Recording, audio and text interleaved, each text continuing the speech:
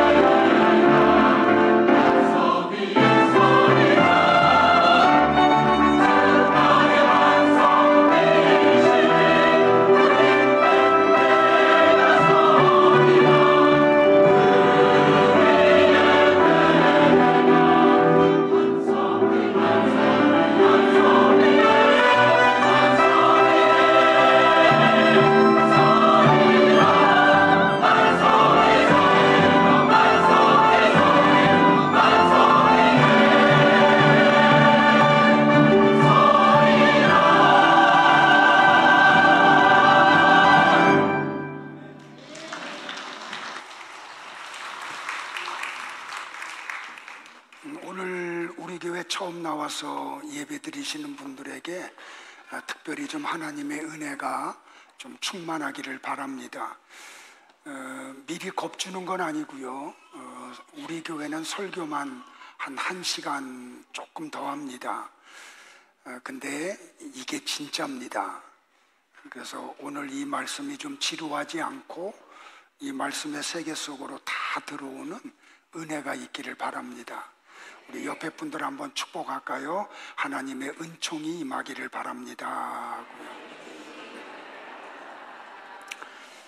제가 일부에 설교하고 난 다음에 너무 막 화를 내고 혼낸 것 같아가지고 그 엘리베이터를 탄 같이 올라가는 성도에게 나 절대로 화난 거 아니고 혼낸 거 아니라고 그랬더니 긍정을 하지 않고 웃기만 하더라고요. 안타까워서 하는 거지 절대로 여러분들 혼내는 거 아님을 좀 알아주시기를 당부드리고요. 오늘 이 말씀 속으로 잘 따라오시기를 좀 이렇게 부탁을 드립니다. 자, 복습 조금 하고 갈까요? 요한계시록은 예수님이 요한에게 직접 계시한 내용을 요한이 기록해서 아시아에 있는 7 교회에 보낸 거라 그랬죠. 주격으로 해석을 할 때, 목적격으로 해석을 하면 요한계시록 전체는 예수님이 어떤 분임을 알리는 책이에요. 그러니까 우리가 요한계시록을 어렵게 생각하지 마시고, 하나님이 이렇게 요한계시록을 우리에게 주신 것은 예수님이 어떤 분이시고 나를 위해서 무슨 일을 하셨으며 나에게 어떤 소망을 주시는지를 알면 되는 거예요. 그러니까 너무 수수께끼 풀듯이 요한계시록에 나오는 숫자에 너무 의미를 두지 마시고 그런 개념으로 요한계시록을 보시기를 당부를 드립니다. 그리고 반드시 속히 될 일이라는 것은 시간을 얘기하는 게 아니라 그랬죠. 하나님의 나라는 반드시 완성이 된다. 그런 의미라는 것을 꼭 유념하시고 요한계시록을 보기를 바랍니다. 자, 요한계시록은 아까도 말씀드린 대로 요한이 편지를 써서 7 교회에 보낸 거예요. 그러니까 바울의 서신서, 편지를 쓴 내용을 보면 어느 교회를 향하든지 인사말이 있죠.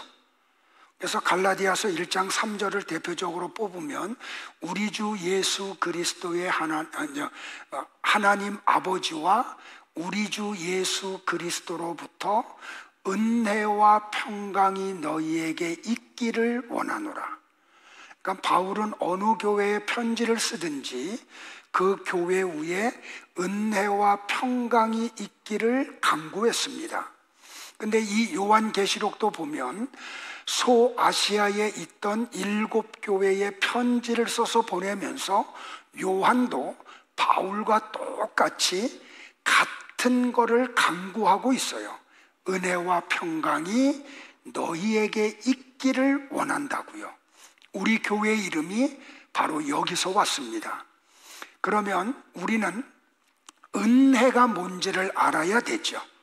그래서 오늘은 은혜가 왜 우리에게 필요한지, 이 은혜가 우리에게 선물로 주어지면 우리 안에 어떤 일들이 일어나는지를 같이 공부하고, 다음 주에는 에이레네, 헬라어로 히브리어로 하면 샬롬, 평강이 도대체 뭔지, 왜 그렇게 요한도 바울도 교회들에게 평강을 그렇게 빌었는지 그 내용을 같이 공부하고, 그 다음 주에는 교회 위에 성도들에게 은혜와 평강을 주시는 하나님은 어떤 분이신지 그렇게 우리가 공부해 나가려고 합니다. 먼저 오늘 첫 번째는 은혜가 무엇인지를 같이 공부할게요. 왜 우리에게 은혜가 필요할까요?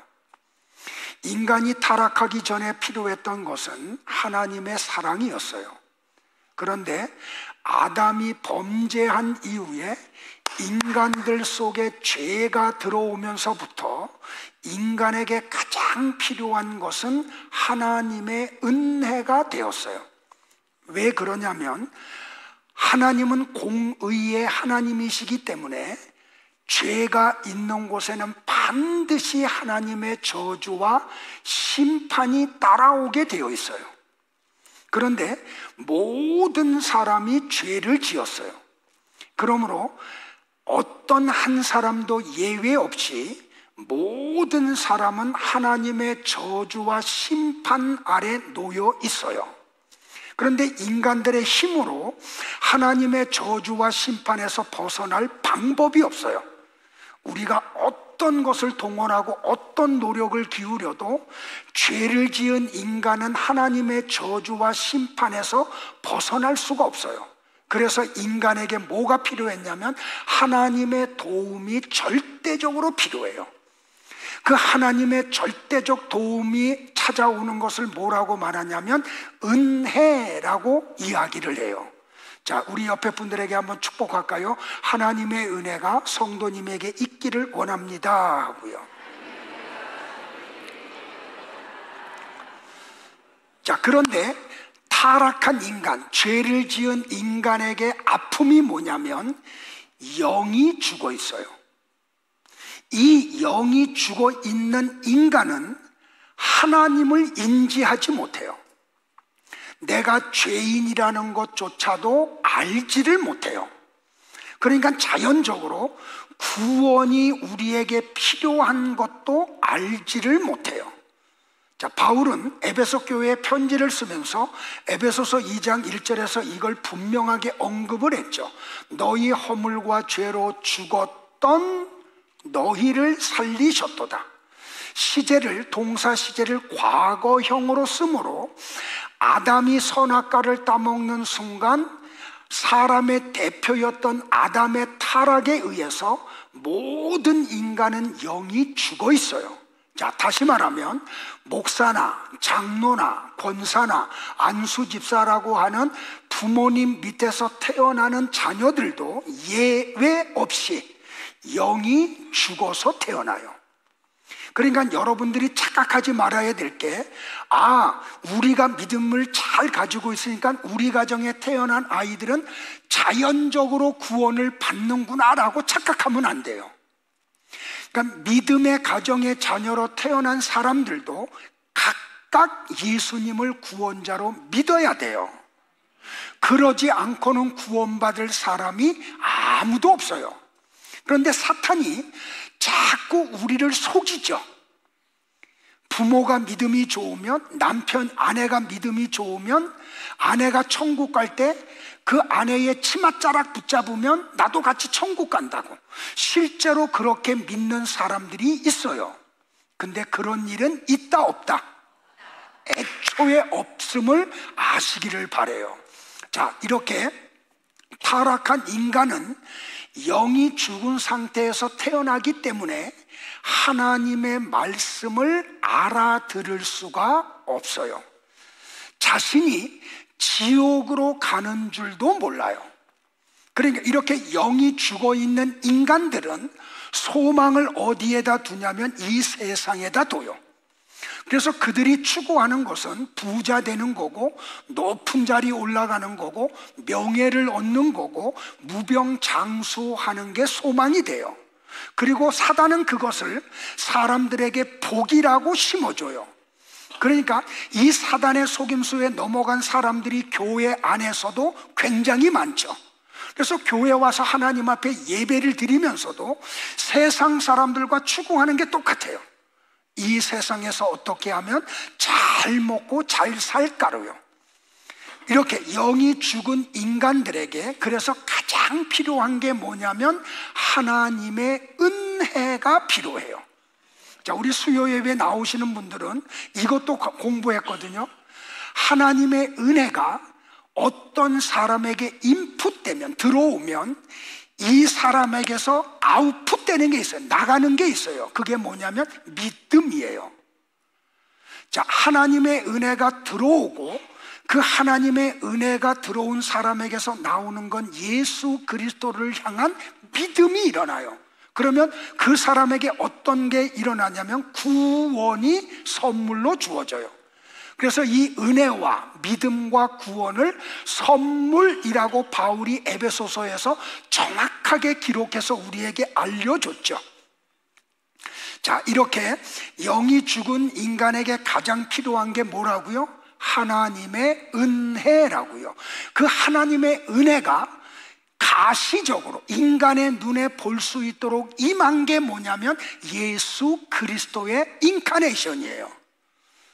자, 이렇게 예수 그리스도가 나와 여러분의 죄를 짊어지고 십자가에서 죽으신 것, 그게 뭐라고요? 그게 나와 여러분을 향한 하나님의 은혜라고요. 자, 은혜는 예수 그리스도로 말미암아 성도들에게만 주어지는 하나님의 선물이에요. 자, 요한일서 1장 16절과 17절을 같이 한번 볼까요? 시작. 우리가 다 그의 충만한 데서 받으니 은혜 위에 은혜로라. 율법은 모세로 말미암아 주어진 것이요 은혜와 진리는 예수 그리스도로 말미암아 온 것이라. 자, 요한이 요한 서신에서 뭐라고 말했어요? 율법은 누구를 통해서 우리에게 주어졌다고요? 모세를 통해서. 근데 우리가 율법 앞에 서면 율법이 우리를 고발하죠. 어떤 자로 고발을 해요? 너는 법을 지키지 않은 자야 하고 범법자로 고발을 해요. 이게 율법의 역할이에요. 그러니까 율법을 통해서 의롭다함을 받을 인간이 있어요, 없어요? 없어요. 죄를 지은 인간이 의롭다함을 받는 방법은 예수 그리스도를 통해서 주어지는 은혜밖에는 없어요. 그래서 바울은 성도에게 가장 필요한 게 뭐냐면 하나님의 은혜다라고 얘기해요. 그래서 바울의 편지를 보면 내가 사도가 된 것은 하나님의 은혜로 된 겁니다.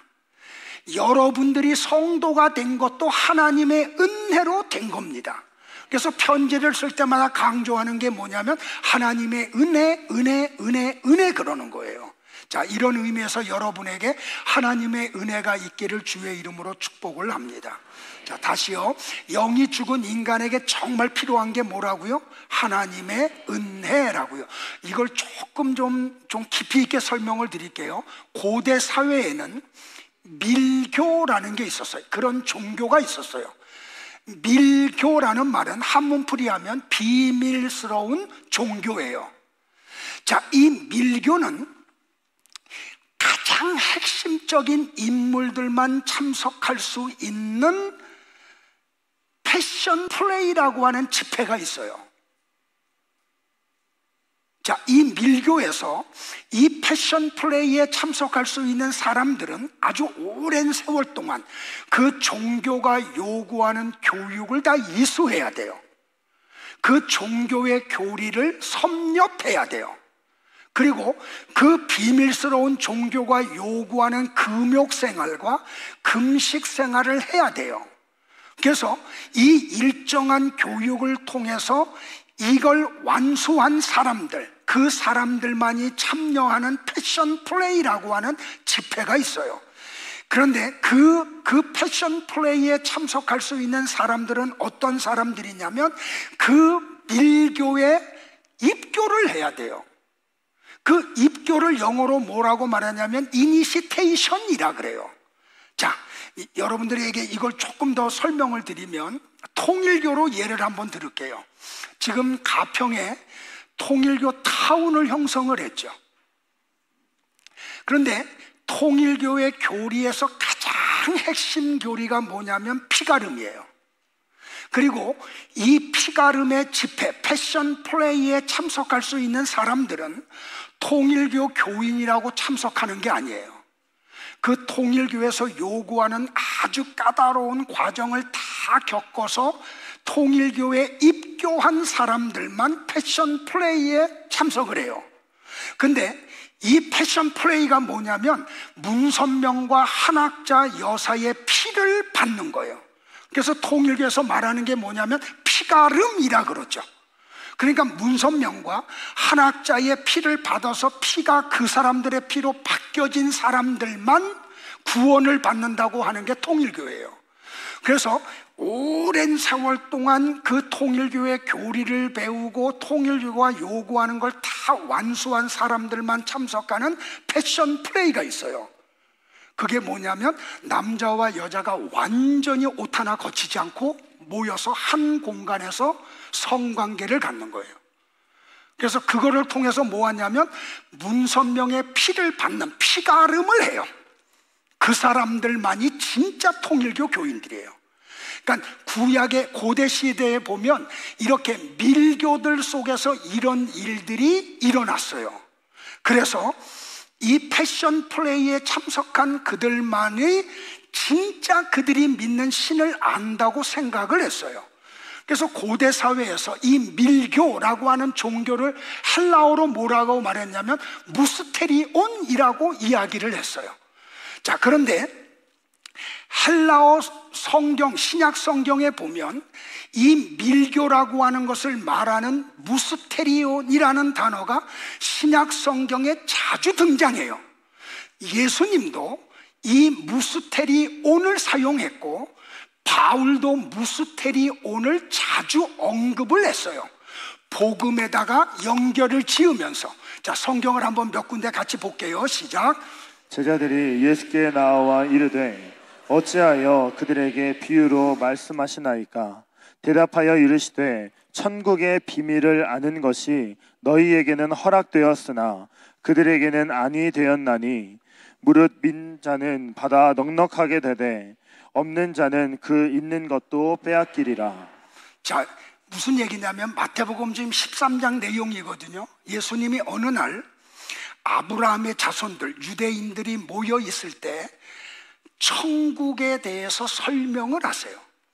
그런데 어떻게 설명을 했냐면 전부 다 비유로만 말씀을 해요.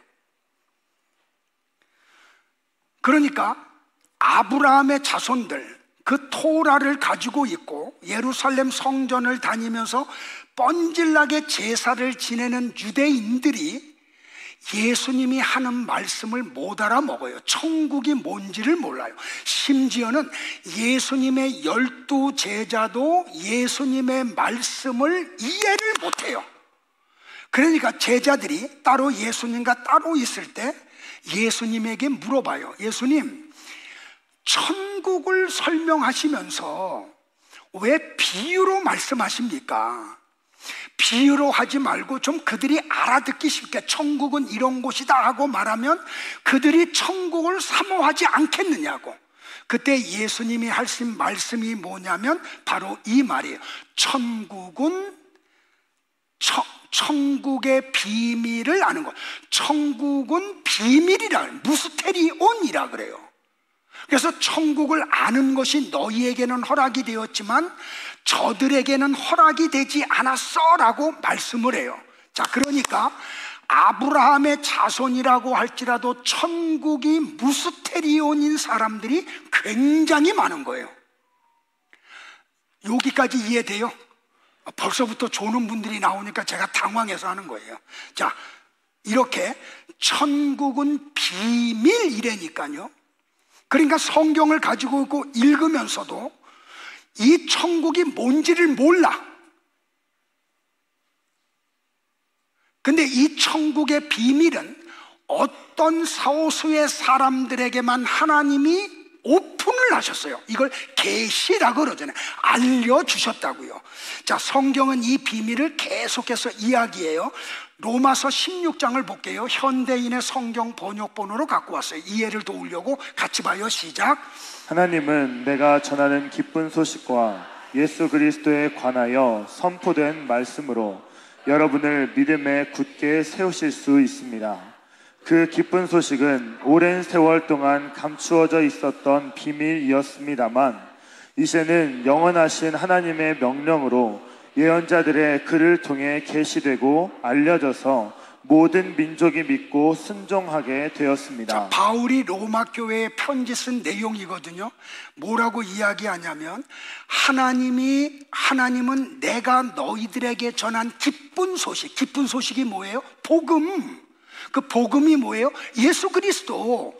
내가 너희 로마 교회에 전한 그 기쁜 소식, 예수 그리스도에 관해서 선포된 말씀으로 여러분을 믿음 위에 굳건하게 세우실 수 있는 분은 하나님밖에 없습니다. 그런데 그 기쁜 소식은 오랜 세월 동안 감추어져 있었던 비밀이었다고 얘기해요. 무스테리온이었다고 얘기해요. 자, 또 한 군데 볼게요. 에베소서 3장 2절로부터 4절 시작. 너희를 위하여 내게 주신 하나님의 그 은혜의 경륜을 너희가 들었을 터이라. 곧 계시로 내게 비밀을 알게 하신 것은 내가 먼저 간단히 기록함과 같으니 그것을 읽으면 내가 그리스도의 비밀을 깨달은 것을 너희가 알 수 있으리라. 자, 보세요. 바울이 히브리인으로 태어나요. 이스라엘 백성으로 태어나요. 아브라함의 자손으로 태어나요. 그는 태어난 지 8일 만에 유대 정통에 따라서 할례를 받은 사람이고 가말리엘 문화에 입학해서 토라를 연구하고 배운 토라의 박사예요. 그런데도 불구하고 이 바울에게 하나님의 복음, 기쁜 소식, 예수 그리스도는 비밀이었어요. 그래서 예수님이 십자가에서 죽으시는 걸 그가 목격을 했든지 아니면 소식을 들어서 알고 있었어요. 그럼에도 불구하고 그는 아브라함의 자손임에도 불구하고 예수 그리스도 복음이 비밀로 감추어져 있었다니까요. 그런데 어느 날 대제사장의 권세를 가지고 다메섹에 있는 예수님을 잡으러 올라가는데 하나님이 그의 눈꺼풀을 벗겨주셔. 그 복음, 기쁜 소식, 예수 그리스도가 더 이상 바울에게는 비밀, 무스테리온이 아니고 하나님이 밝혀주세요. 그러자 어떤 일이 벌어져요? 바울이 그리스도의 비밀을 깨닫게 돼요. 그래서 그때부터 어떻게 해요? 그 예수 그리스도 복음, 기쁜 소식을 만방에 전하는 자로 바뀌어지고 말아요. 자, 바울은 이렇게 예수님과 더불어 유대인들이 알고 있는 밀교를 통해 알고 있는 무스테리온, 그 비밀스러운 종교, 밀교라고 하는 무스테리온이라는 헬라어를 통해서 예수 그리스도는 아무나 아는 게 아니다. 교회를 다닌다고 다 성경의 비밀을 아는 것이 아님을 이야기하는 거예요. 어떤 특정한 사람들, 다시 말하면 이니테이션, 그 교회에 입교한 자들만 이 비밀인 예수 그리스도를 알게 된다고 이야기를 하는 거예요. 하나님이 얼마나 안타까우면 이 목사 기침을 통해서 잠을 깨우시잖아. 자, 보세요. 그러면 나와 여러분이 언제부터 복음을 알게 됐어요? 보혜사 성령님이 우리에게 오심으로 비로소 우리는 성경의 비밀을 알게 돼요. 잘 들으세요. 교회를 다닌다고 성경을 아는 거 아니에요. 교회에서 어떤 직분을 받았다고 성경의 비밀을 아는 게 아니에요. 성경의 비밀을 아는 방법은 하나님께서 보혜사 성령을 선물로 주어진 사람들 속에서만 일어나요. 자, 성경을 한번 같이 볼게요. 요한복음 14장 26절이요. 시작. 보혜사 곧 아버지께서 내 이름으로 보내실 성령, 그가 너희에게 모든 것을 가르치고 내가 너희에게 말한 모든 것을 생각나게 하리라. 한 군데 연이어서 볼게요. 15장 26절. 내가 아버지께로부터 너희에게 보낼 보혜사 곧 아버지께로부터 나오시는 진리의 성령이 오실 때에 그가 나를 증언하실 것이요. 자, 보세요. 요한복음 13장으로 가면 예수님이 어느 날 제자들에게 이런 말씀을 해요. 내가 이제 예루살렘에 올라가는데 이게 마지막이다. 예루살렘에 올라가면 대제사장들과 장로들과 서기관들에게 내가 붙잡히고 박해를 받고 내가 죽게 돼. 그 말씀을 제자들에게 하세요. 그러자 제자들이 막 예수님을 붙들고 항변을 하죠. 그러면 안 된다고. 우리가 3년 전에 당신이 나를 따라오라고 할 때 배도 그물도 아비도 버려주고 당신을 따라 3년 동안 이렇게 헌신한 것은 당신이 세상의 임금이 되면 한 자리 차지하려고 지금까지 개고생을 했는데 너 이제 올라가서 왕이 되지 않고 죽는다고? 안 돼! 하고 예수님을 겁박했다니까요. 근데 예수님이 그런 제자들에게 뭐라고 말씀을 하세요? 내가 너희들을 떠나는 게 너희들에게 더 유익돼. 왜 그런지 아니? 내가 떠나면 내가 보혜사 성령을 너희들에게 선물로 보낼 것이기 때문에. 그러면 여러분들, 보혜사 성령님이 오시면 우리에게 하는 게 뭐냐면 예수님이 어떤 분임을 알려주세요. 야, 예수님이 하나님이야. 저분이 너의 구원자야. 그걸 성령이 알게 하신다니까요. 그리고 그 성령이 오시면 그 보혜사 성령님이 예수님이 3년 동안 제자들에게 말씀하신 게 무엇인지 알게 해주세요. 자, 그런데 보세요. 조금 더 나가서 제가 요거 기억하고 넘어가요. 자, 그러면 성도들이 이 패션 플레이에 참석해서 그 하나님의 놀라운 비밀을 알게 되는 그 이니시테이션이 뭐라고요? 입교. 성령이 오시면 우리에게 뭘 선물하냐? 회심을 일으켜요. 회심은 일회적 사건이에요. 한 번으로 끝이야. 회개는 매일매일 매순간 해야 돼요. 이 회심한 사람들만이, 성령의 도움으로 회심한 성도들만 성경의 비밀을 비로소 알게 돼요. 자, 보세요. 회심하지 않은 사람은 교회를 아무리 오래 다니고 이 세상 교회가 준 직분을 가져도 이 성경의 비밀을 몰라요. 그런데 어린아이라고 할지라도 보혜사 성령님이 그에게 선물로 주어지고 그 보혜사 성령님이 예수님이 누군지를 알려주고 성경의 비밀이 뭔지를 알려주면 그는 예수 그리스도를 통한 놀라운 은혜 속으로 들어가게 돼요. 자, 보세요 여러분들. 요한복음으로 가서 은혜가 무엇인지를 조금만 더 설명을 드릴게요. 요한복음 1장 1절부터 5절을 봅니다. 시작. 태초에 말씀이 계시니라. 이 말씀이 하나님과 함께 계셨으니 이 말씀은 곧 하나님이시니라.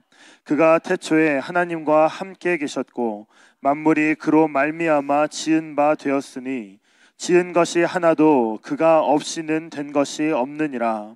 그 안에 생명이 있었으니 이 생명은 사람들의 빛이라.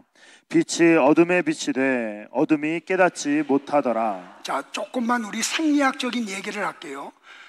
여러분들이 이 땅에 태어날 확률이 어느 정도 될까요?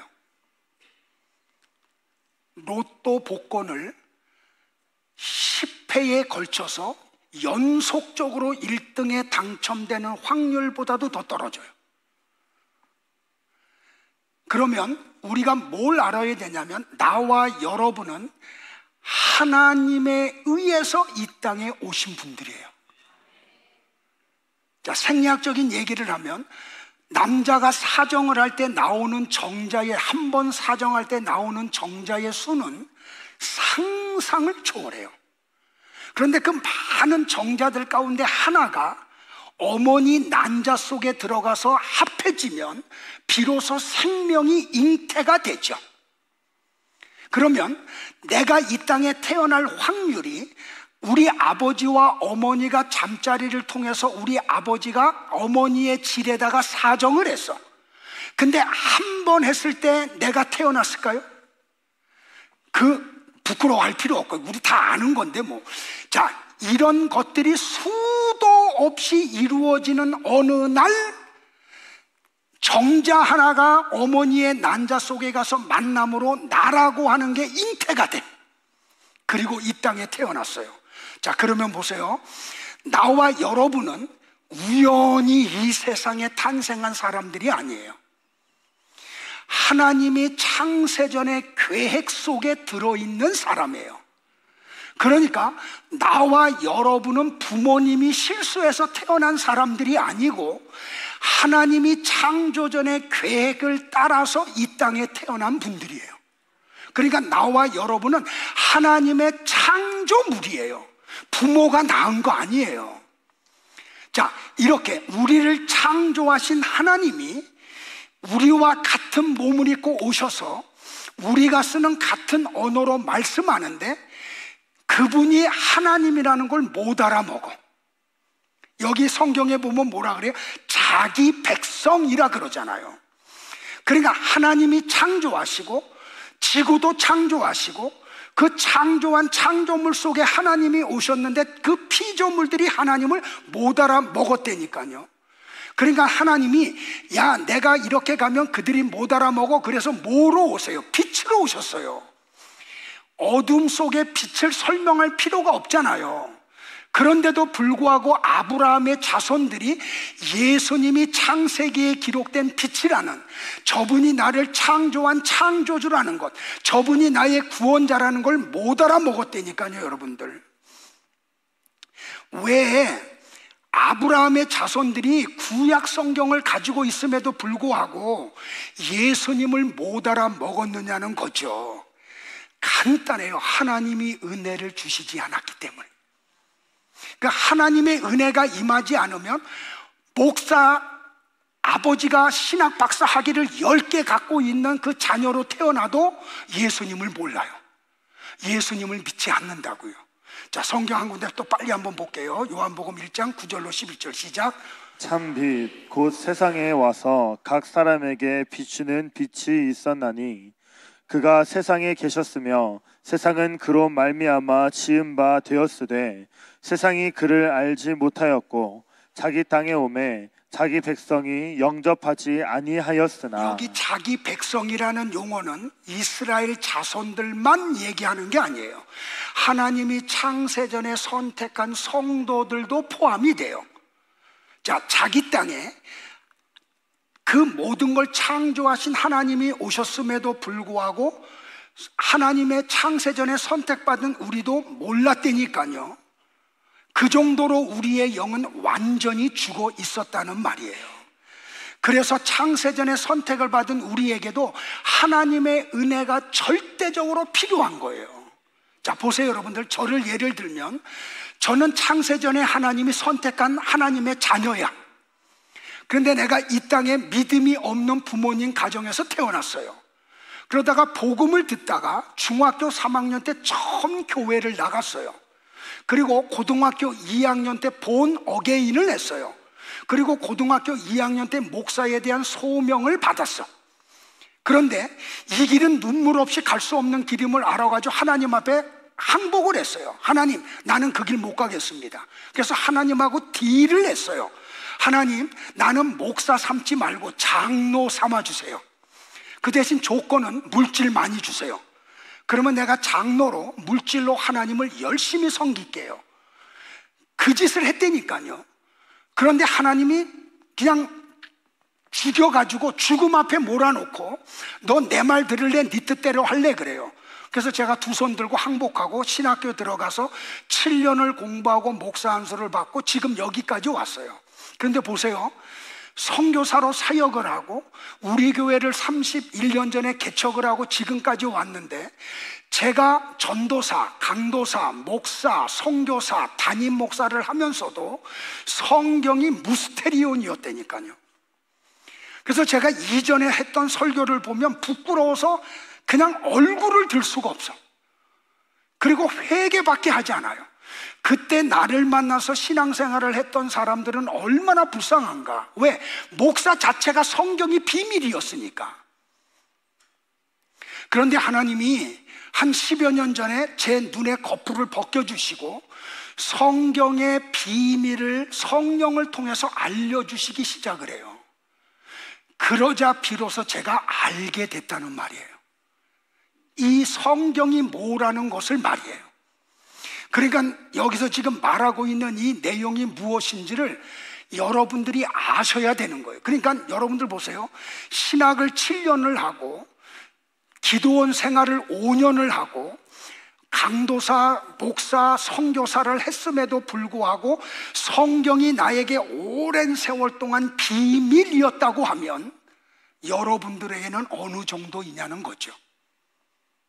그래서 제가 이 비밀을 안 뒤로부터 이렇게 거품을 품으면서 설교를 하는 거예요. 여러분들을 이 세계 속으로 가이드하고 싶어서. 자, 근데 보세요. 이 일은 하나님의 은혜로만이 된다니까요. 하나님의 은혜로만. 제가 지난 수요일 날 우리 성도들에게 영화 한 편 보라고 다 숙제 내줬어요. 그 넷플릭스에서 만든 마리아라고 하는 영화. 근데 여러분들 보세요.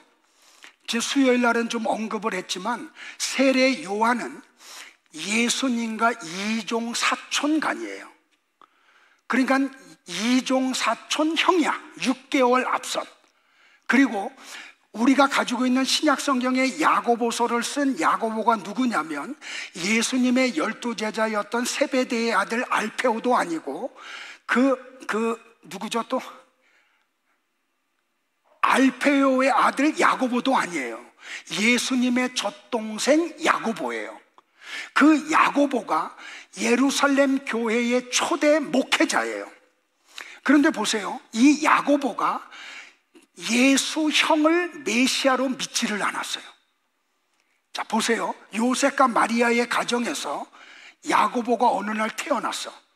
태어나 보니까 예수라고 하는 형이 있어요. 여러분들 보세요. 예수님은 우리와 똑같이 완벽한 인간의 몸을 입고 오셨기 때문에 우리가 성장하는 과정 속에서 겪었던 모든 것을 겪으신 분이에요. 그러니까 야고보가 태어났는데 예수라는 형이 있어. 근데 예수라는 형을 가만히 보니까 배고프면 밥을 먹는데 어떤 때 밥을 먹다 막 흘려. 그리고 밥을 많이 먹고 나면 화장실에 가가지고 똥 싸는 걸 봤어요. 제가 좀 노골적인 표현을 좀 할게요. 이 은혜라는 게 뭔지를 여러분들에게 설명을 드리려고. 그러니까 좀 우리식으로 표현하면 야고보가 예수 형하고 같이 구슬치기를 좀 했어. 근데 구슬치기 하다 형하고 싸운 적도 있어. 그런 예수 형이 하나님이시고 메시아라는 걸 받아들일 수 있느냐고요. 그래서 야고보는 예수를 절대로 구원자로 믿지 않았어요. 교회사에 내려오는 전승에 의하면 예수님이 십자가에서 죽으시고 3일 만에 부활했음에도 불구하고 야고보는 예수님을 구원자로 영접을 안 해요. 근데 어느 날 부활하신 예수님이 동생 야고보를 찾아가서 그의 눈꺼풀을 벗겨줘요. 그러자 비로소 야고보가 예수 그리스도는 나와 같은 형식으로 세상에 온 분이 아니구나. 내 형이지만 이분은 하나님이시구나. 그걸 알게 되고 믿었다니까요. 그래서 예루살렘 교회의 초대 감독이 되고 야고보서를 쓰게 돼요. 세례 요한도 마찬가지라는 거예요. 6개월 앞선 이종 사촌 형이에요. 그러니까 예수의 성장 과정을 다 봤다니까요. 그런데 어느 시점에서 요한이 예수 동생이 구원자라는 걸 알아요. 믿어요. 그래서 세상 사람들에게 뭐라고 말하냐면 내 사촌 동생 예수가 세상 죄를 짊어지고 가는 하나님의 어린 양이야 라고 이야기를 해요. 그러면 여러분들 세례 요한이 어떻게 알게 돼요? 예수님이 요한에게 와서 세례를 받죠. 세례를 받고 물에서 올라오자 하늘에서 하나님 아버지의 음성이 들려요. 무슨 음성? 너한테 세례를 받고 물에서 올라오는 나사렛 예수는 내 사랑하는 아들이요 내 기뻐하는 자다라고 말해요. 근데 여러분들 잘 보세요. 그 요한이 세례를 베풀 때 예루살렘에서 갈릴리 전역에서 수없이 많은 사람들이 세례를 받으러 왔어요. 그런데 성부의 음성을 들은 사람은 세례 요한밖에 없어요. 자, 사도행전 9장으로 가면 사울이 대제사장의 권세를 받아가지고 다메섹에 있는 예수님을 믿는 사람들을 붙잡으러 가죠. 누구를 데리고? 군인들을 데리고, 대제사장의 수하에 있는 군인들을 데리고. 그런데 낮이 12시가 되었을 때 하늘에서 갑자기 빛이 비추죠. 그리고 소리가 나요. 그런데 같이 갔던 사람들이 빛은 보는데 소리는 사울만 들어요. 사울아 사울아 네가 어찌하여 나를 박해하느냐라고 말이에요. 자, 같은 공간에 있는데 하나님의 소리가 누구에게는 들리고 누구에게는 안 들려요. 자, 이 말씀이 지금 이 같은 공간에 있는데 이건 너무 지루해. 그러니까 자꾸 졸음이 와. 그래서 꾸벅꾸벅 졸아. 그리고 졸지 않아도 말 뜻이 뭔지를 몰라. 그런데 어떤 사람들은, 하나님의 은혜가 선물로 주어진 사람들은 이 말씀이 뭔지를 지금 다 알아먹어요. 그래서 아멘이 나와요. 그래도 아멘 안 해. 자, 보세요. 그런데 물에서 올라오시자 이번에는 성부의 음성만 들린 게 아니고 성령 하나님이 비둘기 같이 예수님 위에 폴락폴락 내려오죠. 자, 보세요. 다시요. 요한의 세례는 무슨 세례다? 물세례. 물세례는 무슨 세례다? 회개의 세례다. 회개의 세례는 뭐다? 죄에 대하여 죽고 의에 대하여 살아나는 거다. 그러면 예수님은 죄가 있어요, 없어요? 없어요. 그러면 그분은 물세례가 필요해요, 안 필요해요? 필요하지 않아요. 회개의 세례가 필요하지 않아요. 그런데 왜 예수님은 죄를 지은 인간들만이 받는 물세례, 회개의 세례를 받았느냐는 거예요. 잘 들으세요. 하나님은 전지하고 전능하신 분이세요. 믿으세요? 그러니까 아무것도 없는 in the beginning, 태초에 하나님 밖에는 존재하지 않으셔도 되니까요. 그런데 그 전지하고 전능하신 하나님이 빛이 있으라 하고 히브리어로 와욤 하고 말하면 빛이 생겼어요. 왜? 그분은 전능한 하나님이기 때문에. 믿으세요? 자, 보세요. 그 전능한 하나님이 태어나지도 않은 나와 여러분이 창세전에 하나님이 선택하셨기 때문에 그 전능하신 하나님이 2000년 후에 태어날 나와 여러분을 예수 그리스도 안으로 집어넣어 버린 거예요.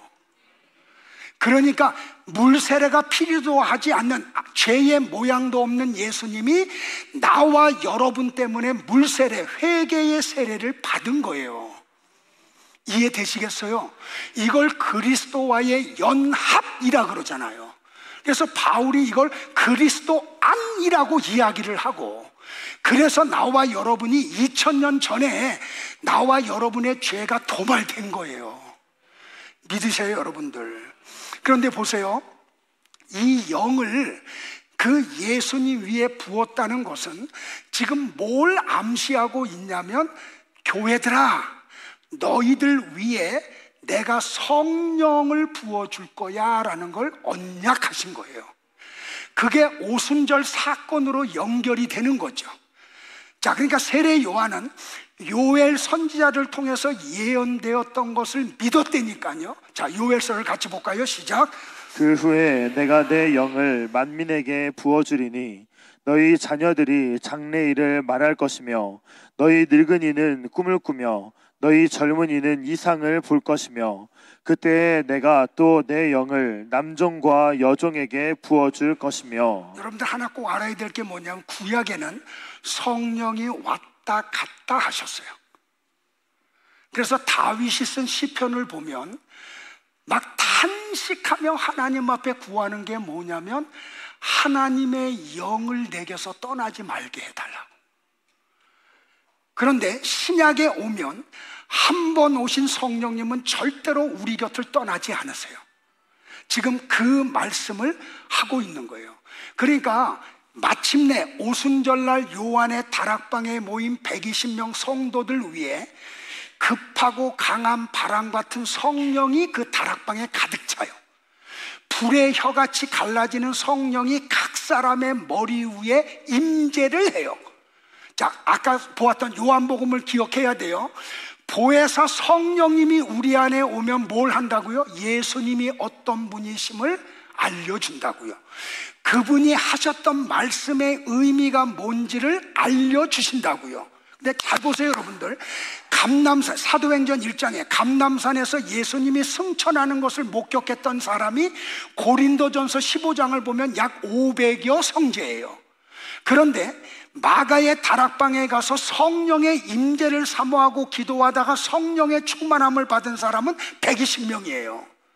자, 오순절날 마가의 다락방에 성령이 임하시자 비로소 사도들과 성도들이 예수님이 누군지를 알아요. 그분이 하신 말씀이 뭔지를 알아. 그래서 사도행전 2장에 보면 베드로가 일어나서 뭘 얘기해요? 예수, 예수, 예수하고 전하기 시작을 해요. 그러니까 보혜사 성령이 아니면 우리는 아무도 예수님이 누군지를 알 수 없다는 말이에요. 이해되시겠어요, 여러분들? 그러니까 이스라엘 사람들은 토라, 모세오경을 갖고 있거든요. 그들은 유대인의 그 성인신을 통해 가지고 유대인의 그 커뮤니케이션 속에 들어가려고 하면 토라를 알아야 돼. 그러면 창세기하고 출애굽기의 박사들이라니까요. 그런데 예수님이 빛으로 하나님의 생명을 가지고 왔는데 창세기 1장 3절 4절 5절에 말한 그 첫 번째 빛이 예수라는 걸 못 알아먹었다고요. 왜? 무스테리온이었기 때문에, 비밀이었기 때문에.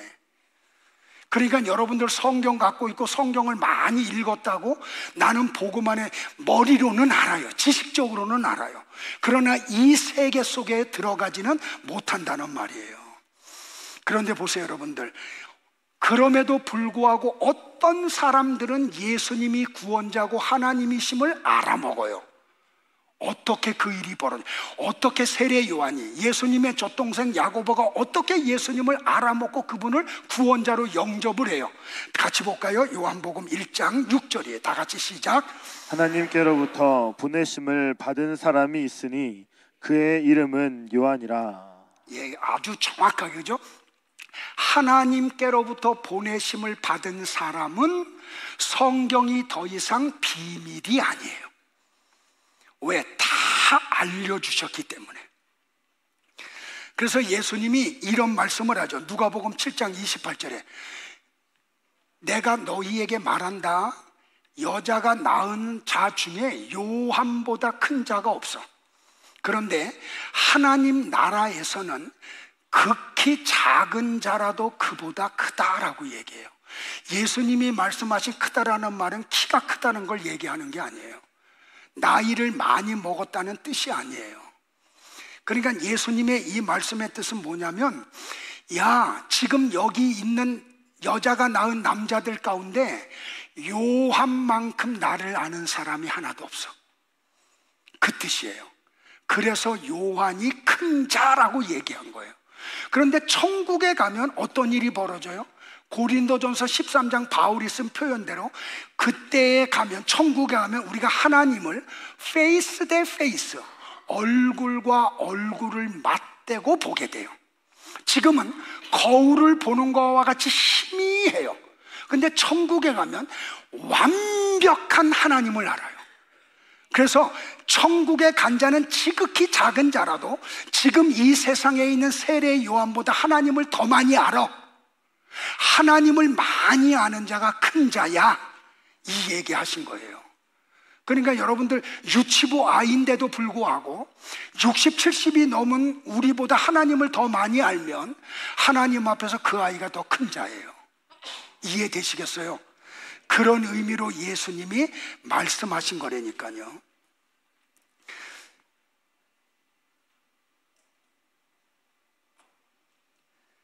건너뛸게요. 결론으로 갈게요. 마지막 마무리로. 지금도 한참 해야 돼서. 자, 보세요. 세례 요한이 유대인들에게 예수님을 가리켜서 이렇게 말씀하죠. 보라, 세상죄를 지고 가는 하나님의 어린 양이다라고요. 여러분들, 제가 자꾸 반복하는 얘기, 구약은 다 뭐다? 모형이고 그림자다. 자, 많이 있지만 구약의 대표적인 어린 양 사건 두 가지만 이야기를 할게요. 첫 번째는 창세기 22장에 나오는 이삭을 번제로 드리는 사건. 자, 보세요. 지난 주일에 말씀을 드린 대로 이삭은 이중적인 상징을 가지고 있는 사람이라 그랬죠. 하나는 죄로 인해서 죽어야 될 성도들을 상징하기도 하고, 또 다른 하나는 죄인들 대신 십자가에서 대속의 죽음을 죽으실 예수 그리스도를 그림자로 보여주기도 한다고요. 자, 그래서 이삭이 하나님이 지시한 산으로 갈 때 자기를 태워서 번제로 드릴 나무짐을 짊어지고 가잖아요. 예수님도 자기가 못 박혀 죽을 나무로 만든 십자가를 짊어지고 골고다 언덕으로 올라갔다니까요. 그 모리아산 골고다 언덕이 같은 곳이에요. 거기가 시온산이고 거기가 예루살렘 성전이 세워진 것이고. 됐어요. 지금 그 얘기하는 거야. 그런데 아브라함이 데리고 가서 이삭을 결박해서 번제단 위에 올려놓고 칼로 내려쳐서 진짜로 번제로 드리려고 해요. 그때 하나님이 뭐라 그래요? 야, 아브라함아, 멈춰. 이제야 내가 나를 진짜 사랑하는 줄을 알았어. 야, 진짜 드릴 양은 저쪽에 있다. 그래서 아브라함이 눈을 들려봤더니 수풀에 양 한 마리가 뿔이 걸려 있죠. 그래서 아브라함이 뭐라 그래요? 여호와 이레라고 그래요. 자, 오늘 일부 예배에 신집사님 딸 이레가 예배를 참석했어. 그러니까 얘는 이게 다른 사람보다 더 크게 와닿겠죠. 보세요. 여호와 이레라는 말은 뭐냐면 숯불에 걸려서 지금 번제로 드리는 그 양은 하나님이 준비한 양이야. 근데 그 양은 모형이고 그림자다. 내가 너희들에게 진짜 너희들의 죄를 짊어지고 죽을 어린 양을 여호와 이레 했어. 그게 누군지 아니? 내 아들 예수 그리스도야. 그게 여호와 이레라는 말이에요. 하나님이 나와 여러분의 죄를 없애려고 대속의 어린 양을 하나님이 직접 준비해 놓으셨다. 그게 예수 그리스도다. 아이, 그냥 넘어가 그냥. 자, 두 번째는 유월절 사건이죠. 자, 간단하게 장자들이 다 죽어야 돼요. 그런데 하나님이 복음을 주죠. 유대인들에게 뭐라고? 야, 너희들 장자들이 다 죽어야 자들인데 1년 된 흠없는 어린 양을 대신 죽여. 그러면 죽어야 될 장자들이 죽지 않는다 하고 얘기해요. 근데 여러분들 성경을 잘 보면 오늘 집에 가서 출애굽기 12장을 읽어보세요. 어린 양을 언제 잡냐면 니산월 10일에 잡아요. 잘 보세요. 1년 된 흠없는 어린 양을 가정들마다 한 마리씩 선택을 해야 돼. 그리고 그 어린 양을 집으로 들여서 14일까지 집에서 양과 가족 식구들이 같이 살아요. 그리고 14일 날 그 어린 양을 죽여서 그 흘린 피를 문설주와 임방에 발라요. 그러면 죽음의 사자가 패스 오버해요. 자, 여기서 하나 질문. 왜 하나님은 그 대신 죽을 어린 양을 10일 날 선택을 해서 14일까지 집안에서 같이 머물게 했는가? 그 아주 중요한 거예요. 그게 뭐냐면 너희 죄인들과 어린 양은 하나야. 그거 알려주시는 거예요. 그러니까 너희 장자들과 어린 양이 하나인데 그 하나인 어린 양이 장자들 대신 죽는 거야. 이거는 다 예수 그리스도의 십자가를 그림자로 보여주는 사건이라니까요. 그런데 유대인들은 이 창세기와 출애굽기서를 가지고 있었어요. 그럼에도 불구하고 이게 지금까지도 무스테리오냐, 비밀이야. 왜? 하나님이 알려주시지 않으니까. 그래서 지금도 뭐예요? 지금도 제사를 지내고 있는 거예요. 예수님이 오셔서 단번에 모든 일을 다 완성하셨음에도 불구하고 말이에요. 그러니까 지금 나와 여러분들이 성경을 가지고 있고 교회를 다니면서 몇십 년 동안 출입하며 성경을 읽고 설교를 들어. 그런데 죄송한 얘기인데 하나님이 여러분에게 은혜를 주시지 않고 보혜사 성령을 허락하지 않고 여러분의 눈꺼풀에 눈을 벗겨주지 않으면 이 성경이 여전히 비밀이 되고 말아요. 여러분들 아까 제 얘기 했잖아요. 저는 죽음 앞에까지 갔던 사람이에요. 5년 동안 아무것도 못하고 산속에 틀어박혀서 기도하고 성경만 보던 사람이에요.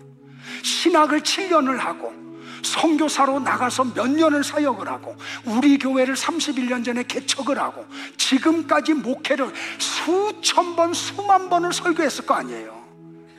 그런데 그런 나한테도 성경이 무스테리온이었다니까요. 그러니까 여러분이 안다라고 하는 말을 함부로 하면 안 되는 거예요. 그래서 제가 여러분들에게 간절히 비는 게 뭐냐면 하나님의 은혜를 좀 사모하세요. 우리 가정에, 우리 자녀들에게, 우리 남편에게, 아내에게 하나님의 은혜를 좀 달라고, 보혜사 성령님을 좀 허락해 달라고. 그래서 이 성경이 더 이상 비밀이 되지 않게 해달라고. 여러분들, 이게 여러분들은 다 안다고 생각을 하세요. 유대인들은 자부했다니까요. 그들은 토라의 박사들이었으니까. 그런데 지금까지도 그들에게는 비밀로 쌓여 있잖아요. 깊이 있게 생각하기를 주의 이름으로 축복을 합니다. 그래서 지옥이 뭔지 아세요, 여러분들? 성경이 비밀로 아직도 쌓여 있는 사람의 삶이 지옥이에요. 단순히 우리가 죽은 다음에 들어가서 형벌을 받은 그 지옥을 말하는 것뿐만 아니라 지금 이 땅에 사는데 하나님을 몰라, 성경의 비밀을 몰라. 그게 뭐냐면 그게 지옥의 삶이에요. 그 지옥을 다른 말로 뭐라 그래요? 무저갱이라 그러죠. 무저갱의 한문풀이를 하면 없을무에 밑저의 구덩이 갱이에요. 깊은 구덩이인데 거기 아무것도 없어. 그러니까 하나님을 아는 지식이 하나도 없어요. 그게 뭐예요? 그게 무저갱이에요. 제가 주일마다 이렇게 그냥 막 여러분과 이렇게 하는 이유는 저는 여러분들이 다 이 비밀을 아는 세계 속으로 들어가고 싶어서, 여러분을 가이드하고 싶어서. 왜 그런지 아세요? 이 다음에 천국에 가면 여러분들이 나의 면류관이에요. 그래서 저는 생명을 걸고 말씀을 연구하는 거예요. 그리고 여러분하고 이 말씀을 나누는 거고요. 하나님이 귀를 막으시고 눈을 멀게 하면 아무리 노력을 해도 용 빼는 재주 없어요. 알 수 없어요. 그래서 저는 이 설교를 준비하면서도 계속해서 여러분을 위해서 기도한 게 뭐냐면 하나님, 막힌 귀 뚫어주세요. 멀은 눈 밝혀주세요. 그래서 이 말씀이 들리게 해달라고 그렇게 기도하고 오늘 얘기합니다. 이제 은혜가 뭔지 알았죠, 그죠? 다음 주에는 에이레네, 샬롬, 평강이 뭔지를 같이 공부할게. 아무 일 없는 게 평강 아니야. 우리는 자꾸 그렇게 해석을 하거든요. 다 같이 일어나실까요? 오늘 에베소서 2장 1절부터 10절 말씀이 오늘 설교의 내용을 집약해서 바울이 말한 내용이에요. 같이 합독하고 찬양하겠습니다. 같이 볼까요? 그는 허물과 죄로 죽었던 너희를 살리셨도다. 그때에 너희는 그 가운데서 행하여 이 세상 풍조를 따르고 공중의 권세 잡은 자를 따랐으니 곧 지금 불순종의 아들들 가운데서 역사하는 영이라.